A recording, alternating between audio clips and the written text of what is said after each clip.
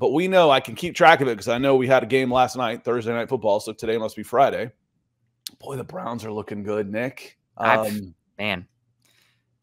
We talk about draft picks and stuff and the importance of them, and hell, the two of the best teams in the NFL right now gave away half their picks the last couple of years, and the 49ers and the Cleveland Browns. Ah, man, that must be nice to give away your picks and be in a good position. I would know nothing about that, given where my team is at, unfortunately. But yeah, no, good for them. I'm not jealous at all.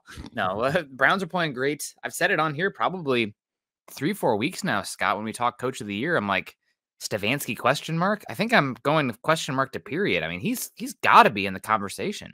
Yeah, I have Dan Campbell in there too, because I think Dan Campbell, he came in as one of the Lions came in as one of the favorites. Mm-hmm. You know, they're like, okay, we expect this, and that usually doesn't work out very well for Coach of the Year. But the reason why they're one of the favorites is because of their massive turnaround in the middle of last year. So let's say they finished 7-1 last year. Well, you didn't get credit for that, but you're then taking that, banking that credit and taking it moving forward and counting it against him for Coach of the Year. I think you kind of just put it all together and say, man, you don't take the Detroit Lions and go 19-5 and not give the man the Coach of the Year. So I'm on the Dan Campbell bandwagon. We'll see how they finish these next two games. We'll see where the Browns finish these next two games.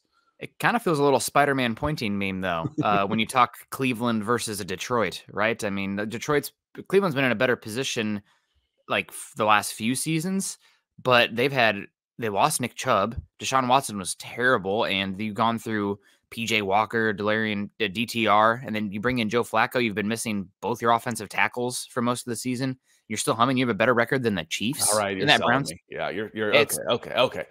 You're playing you're playing in a tougher division.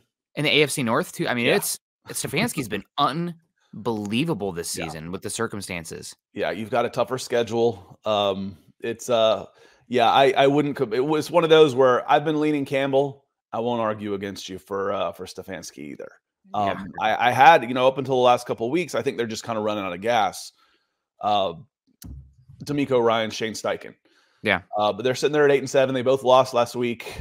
I think that one's come off just a little bit because then when you look at Stefanski at 11-5 and everything they've overcome, and then you look at Detroit sitting there at 11-4, knowing the turnaround they've had over the course of the last season and a half, I've kind of gone that direction on those guys.